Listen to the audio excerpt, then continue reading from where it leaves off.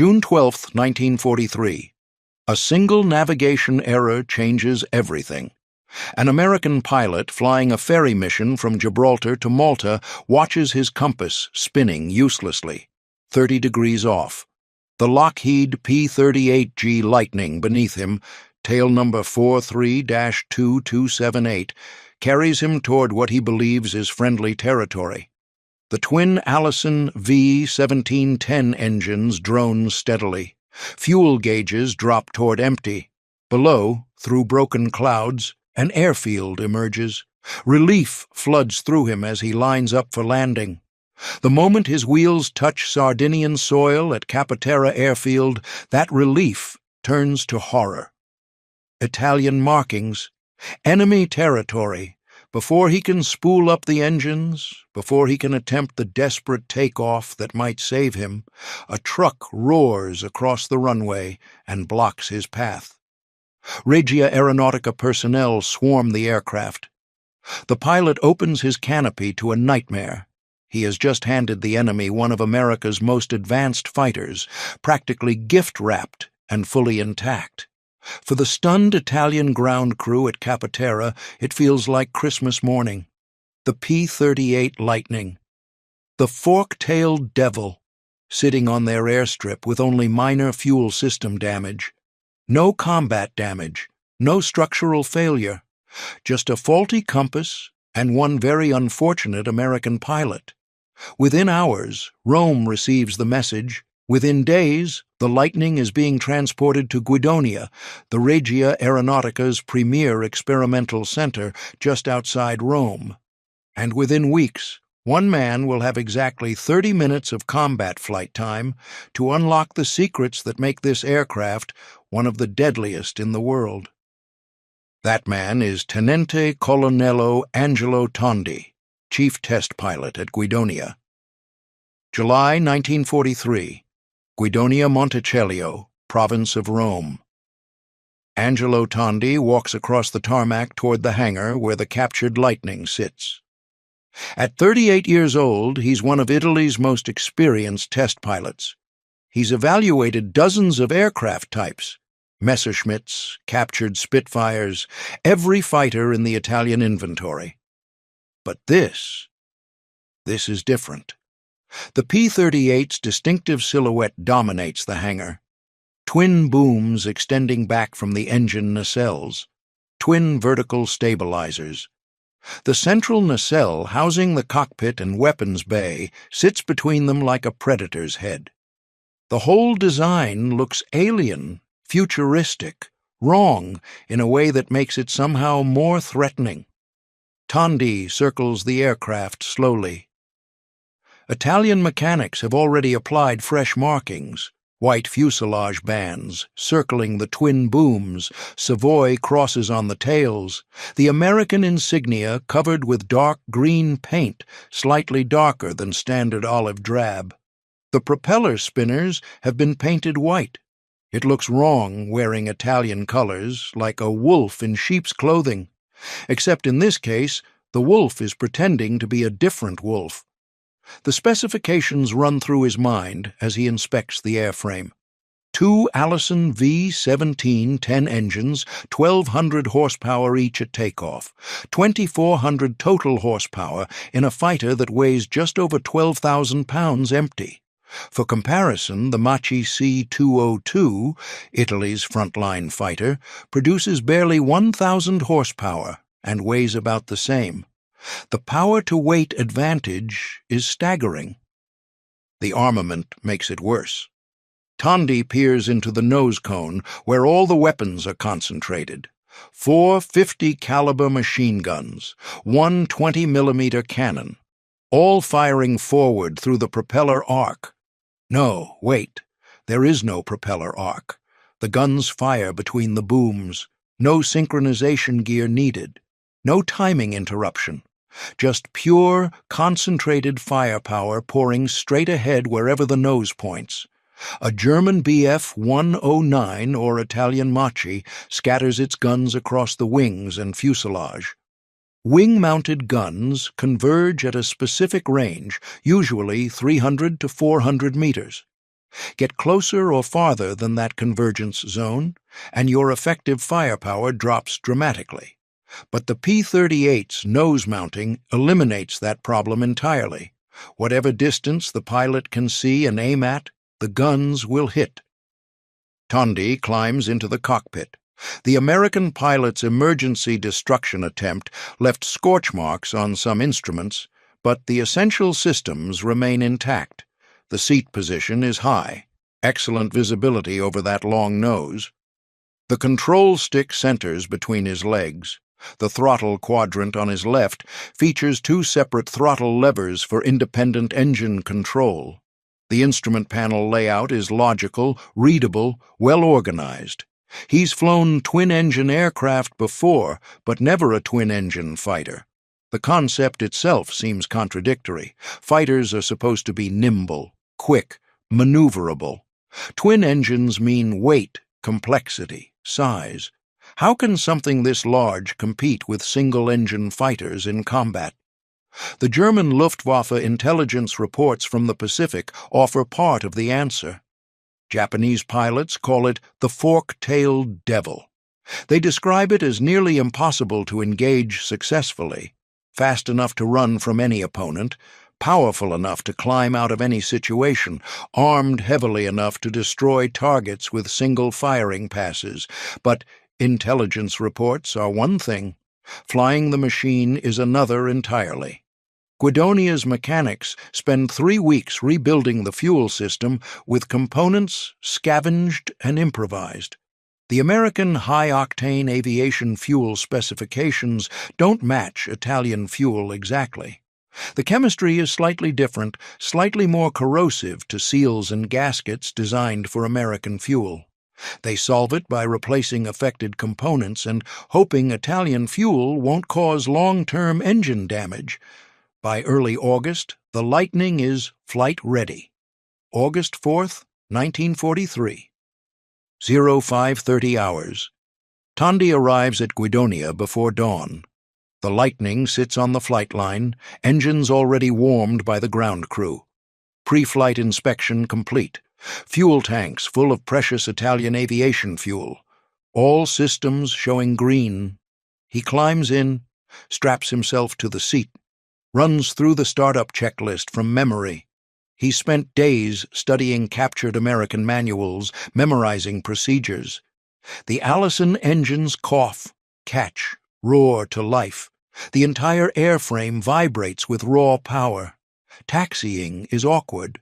The long nose completely blocks forward visibility. Tondi has to weave side to side, turning down the taxiway just to see where he's going. Captured American pilots described this technique during interrogation. It works, but it feels wrong, inefficient.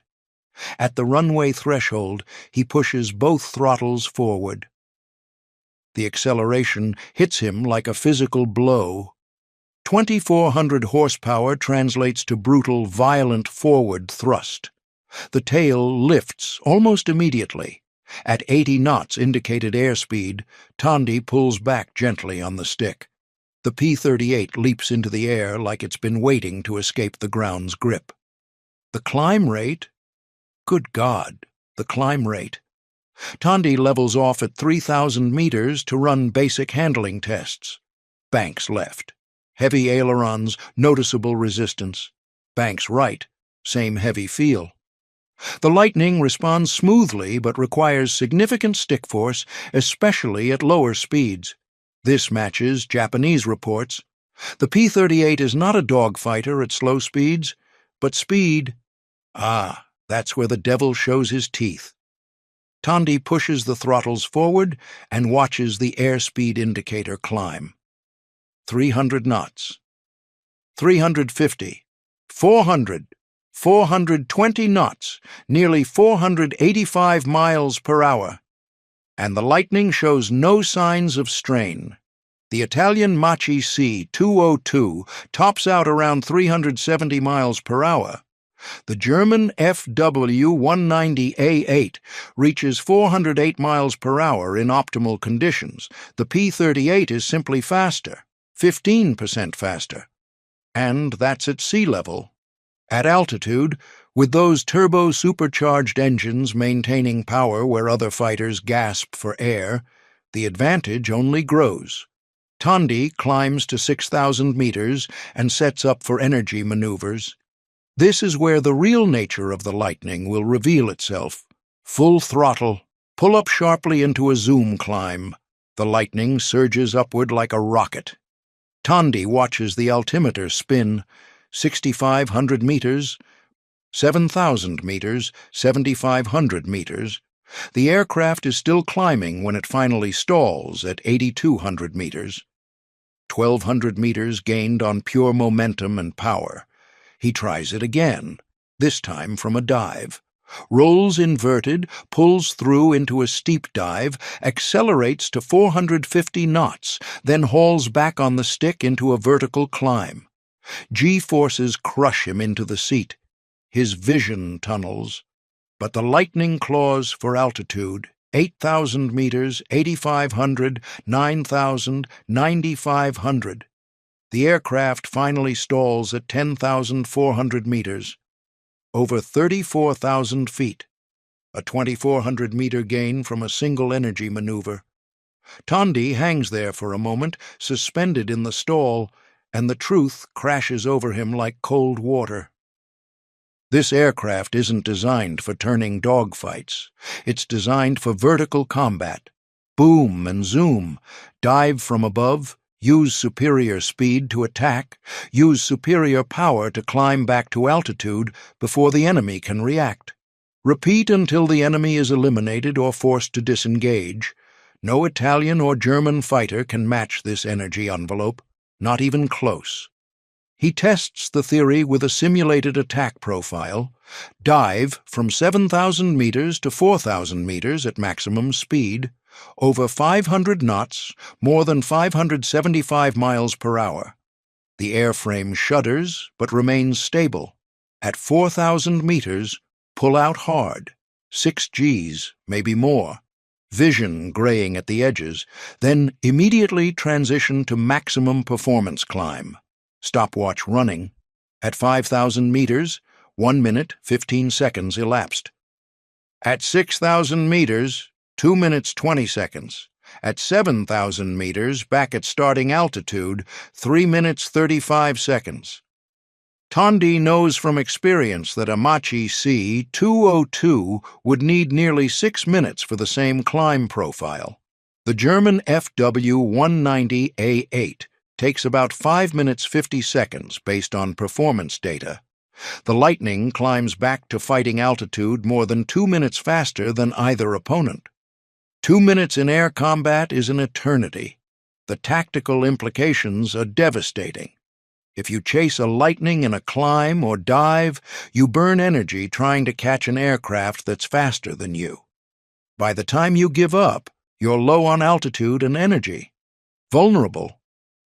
If you don't chase, the Lightning simply climbs back up and sets up another attack.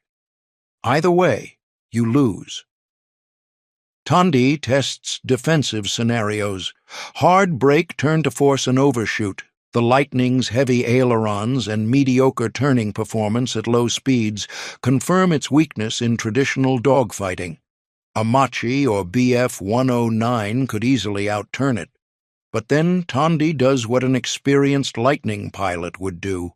Rolls wings level, throttles to maximum, accelerates away in a shallow dive. Within 15 seconds, he's opened the range to 400 knots and transitioning to a climbing turn. Any pursuing fighter would have perhaps 3 to 4 seconds of firing opportunity before the Lightning escapes out of range and climbs away. And if the pursuing pilot tries to follow into that climb, the Lightning will outclimb him and reverse the entire engagement. 45 minutes into the flight, Tondi has his assessment. The Lightning is superior to every Italian and German fighter in speed, climb rate, and energy retention. Its weaknesses, poor low-speed maneuverability, heavy controls, limited forward visibility on the ground, only matter if you can force it into a slow-speed turning fight. A disciplined pilot will never let that happen. Tondi brings the Lightning back to Guidonia and lands. The aircraft is as solid as it looks. No issues, no problems, just pure, brutal capability.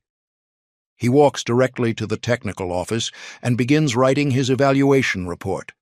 3 hours of detailed documentation, performance data, tactical analysis, strengths and weaknesses. The conclusions are clear and uncomfortable. The P-38 Lightning represents a fundamental shift in fighter philosophy. Against this aircraft, conventional Italian and German fighter tactics are inadequate. Engagement should be avoided if possible. If unavoidable, force the Lightning into slow-speed maneuvering combat where Italian and German fighters have an advantage. But Tondi knows the truth even as he writes the recommendations. Forcing a disciplined Lightning pilot into a slow-speed turning fight is nearly impossible. The speed and energy advantages allow the Lightning to dictate every engagement on its own terms. The report goes up the chain of command. It will be read, it will be studied, and ultimately it will be filed away because the truth it contains is too uncomfortable to fully confront. But Tondi's work isn't finished yet. Reading reports about an aircraft's capabilities is useful. Actually seeing those capabilities demonstrated in combat, that's different. That's proof. August 11th, 1943, 1100 hours. Tondi receives the mission briefing at Guidonia. American bombers, B-17 Flying Fortresses from the 15th Air Force, are inbound to strike targets at Terni in central Umbria. Approximately 50 heavy bombers in formation, returning north after their bomb run. Tondi's orders are simple and audacious. Take the captured Lightning, intercept the bomber formation, use the Lightning's familiar profile to get close. Attack. It's a combat test, the ultimate validation. Not simulation, not theory, not maneuver profiles on a quiet morning. Real bullets, real bombers, real American gunners who will absolutely shoot at anything that looks threatening, captured P-38 or not. The risk is enormous. The Italian markings might not be visible at combat distances. American gunners might identify the twin-boom silhouette as friendly and hesitate to fire, or they might recognize it as the captured Lightning that intelligence reports have warned about and open fire immediately. There's no way to predict which reaction will occur. Tondi accepts the mission. This is why he's chief test pilot. This is why they gave him the Lightning to evaluate. Not just to write reports about theoretical capabilities, but to prove what this aircraft can actually do under combat conditions. 11:15 hours. Tondi starts the Lightning's engines. By 11:20, he's climbing out of Guidonia, heading northeast toward Terni. The Allison engines purr smoothly.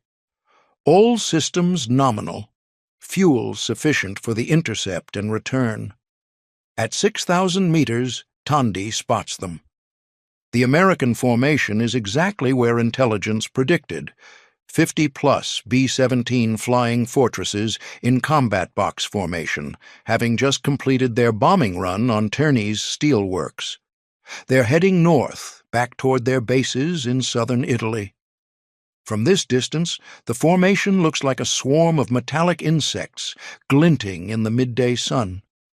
Each B-17 bristles with 50-caliber machine guns, 10 guns per bomber, 500 guns in that formation, 500 guns that will absolutely shred any fighter that gets too close or stays in the kill zone too long. Tondi checks his altitude, 6,500 meters. Perfect. He's above them, with the sun at his back. Classic bounce position. The captured Lightning's profile might buy him a few extra seconds of confusion. American gunners, seeing a P-38 approaching, might hesitate just long enough for Tondi to get into firing position, or the Italian markings might be visible and they'll open fire immediately. There's only one way to find out. Tondi rolls the Lightning inverted and pulls through into a steep dive. The airspeed builds rapidly. 400 knots. 450, 500. The airframe shudders but holds together. The formation grows larger in his windscreen, individual aircraft becoming distinct. He picks his target, a B-17 near the edge of the formation, slightly separated from the protective overlapping fire zones of its neighbors. At 1,500 meters range, Tondi rolls wings level and lines up the shot. The gun sight centers on the bomber's fuselage. His thumb moves to the firing button. No tracers yet from the bombers. Either they haven't seen him, or they're confused by the P-38's silhouette, or they're waiting to identify friend or foe. Whatever the reason, Tondi has his window. At 800 meters range, he squeezes the trigger. The Lightning's concentrated nose armament erupts. 4 50-caliber machine guns and 1 20-millimeter cannon, all firing straight ahead, all converging on a single point. The recoil is surprisingly mild. The Lightning's heavy airframe absorbs it easily. The gun sight remains steady. Tondi keeps the trigger depressed, walking his fire along the bomber's fuselage. Now the B-17's defensive gunners react. Tracers reach out toward him. The sky around the Lightning fills with 50-caliber rounds. But Tondi is fast, over 450 miles per hour, and he's only in the kill zone for seconds. Impacts stitch across the bomber's wing and fuselage. Pieces of aluminum skin tear away. Smoke begins streaming from one engine. The B-17 drops out of formation, losing altitude. Tondi doesn't wait to watch the result. He's in the middle of 50 hostile bombers. Time to leave, now. Full throttle. Shallow dive to build speed, then transition to a climbing turn. The Lightning accelerates effortlessly. 400 knots, 450. He's opening the range, climbing away, and behind him the bomber formation is exploding with defensive fire that's already falling short. At 7,000 meters and 5 miles from the formation, Tondi looks back. The damaged B-17 is still losing altitude, trailing smoke. Parachutes blossom as the crew bails out. The bomber will not make it home. Tondi has his answer. The Lightning's concentrated firepower, speed, and energy advantages make it devastatingly effective against heavy bombers. The entire engagement, from initial dive to separation, took less than 30 seconds, maybe 25 seconds from first shot to complete disengagement, but there's no time to celebrate. Tondi checks his fuel. Sufficient. Checks his systems. All green. Starts the flight back to Guidonia. He lands at 1,200 hours. Total combat flight time, approximately 30 minutes from takeoff to landing. In those 30 minutes, Tondi has validated everything his test flight suggested. The P-38 Lightning is lethal, not theoretically lethal, not potentially lethal. Actually, demonstrably, proven in combat lethal. His report to command is succinct. The Lightning successfully intercepted a formation of 50 American heavy bombers. 1 B-17 confirmed destroyed. The Lightning's speed and firepower allowed engagement and disengagement on favorable terms. No damage sustained. The aircraft's reputation is fully justified. August 12th through September 8th, 1943. Tondi's combat report circulates through Regia Aeronautica and German Luftwaffe intelligence channels. The photographic evidence is undeniable. American after-action reports confirm the loss of B-17 tail number 4, 2-30307, shot down by what witnesses described as an enemy aircraft resembling a P-38. The Germans are particularly interested. Luftwaffe intelligence has been tracking Lightning deployments in the Mediterranean theater with growing concern. Now they have confirmed combat data showing exactly how effective the aircraft is in the hands of a skilled pilot. But the captured Lightning's operational career is effectively over. Italian aviation fuel, slightly more corrosive than American high-octane fuel, has begun damaging seals and gaskets in the Allison engines. Spare parts don't exist. The mechanics at Guidonia can improvise some components, but critical engine parts require manufacturing capability Italy no longer possesses in mid-1943. By early September, the Lightning is grounded. Too valuable to risk in combat with degrading engines, too difficult to maintain without proper parts. It sits in a hangar at Guidonia, a trophy and a warning. Then, on September 8th, 1943, Italy signs the armistice with the Allies. The Regia Aeronautica effectively ceases to exist as a unified force. Some units defect to the Allies. Others continue fighting alongside Germany. The country splits into chaos. German forces occupying central Italy seize Guidonia. They find the captured Lightning and transport it north to Germany. Eventually, it reaches the Luftwaffe's evaluation center at Rechlin, painted in German markings as T9 plus XB. But by then, it's too late. The engines are beyond repair. German fuel is even more corrosive than Italian fuel. The Lightning never flies again under German colors. Tondi survives the chaos of Italy's collapse. He continues flying for the Italian co-belligerent Air Force, the reformed Italian Air Arm fighting alongside the Allies. After the war, he remains in military aviation, eventually retiring with the rank of general. He rarely speaks about his 30 minutes in the captured Lightning. When asked, he describes it simply as the most impressive fighter I evaluated during the war. He does not elaborate. He does not need to. Those 30 minutes told him everything. The P-38 Lightning's combat record validates every conclusion Tondi reached in his evaluation flights and combat mission. In the Mediterranean theater, Lightnings achieve impressive kill ratios against both German and Italian fighters. In the Pacific, where its range and twin-engine reliability are especially valuable, it becomes legendary. American aces Richard Bong and Thomas Maguire, with 40 and 38 confirmed kills respectively. Both fly P-38s exclusively. The Lightning's unique design philosophy, using superior power, speed, and energy retention to dictate engagement terms, proves devastatingly effective. It forces opponents to fight on its terms, or not fight at all. Against disciplined pilots who understand the aircraft's strengths and avoid its weaknesses, the Lightning is nearly impossible to defeat.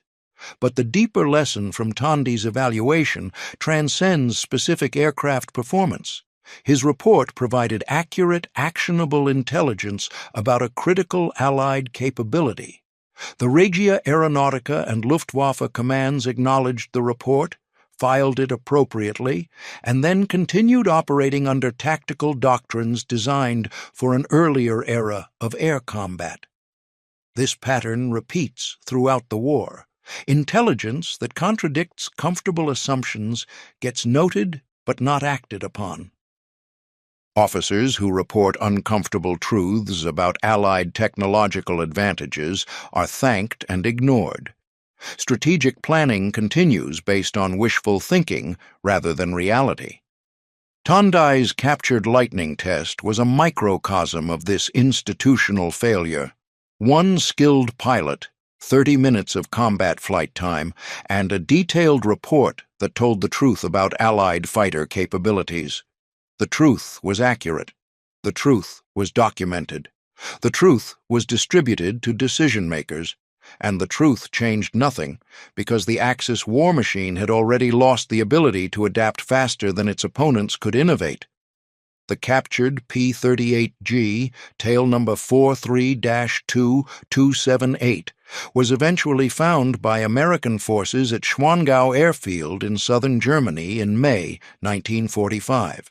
Too damaged for recovery, it was scrapped. No physical trace remains of the aircraft that briefly wore Italian colors and demonstrated conclusively the lethality that gave it the name Fork-Tailed Devil. But the lesson remains. In warfare, as in any competitive endeavor, the willingness to face uncomfortable truths determines survival. Tondi provided the truth. The Axis High Command, facing the truth, chose to look away. Angelo Tondi proved in 30 minutes what the rest of the war would confirm over 2 more years of combat. The P-38.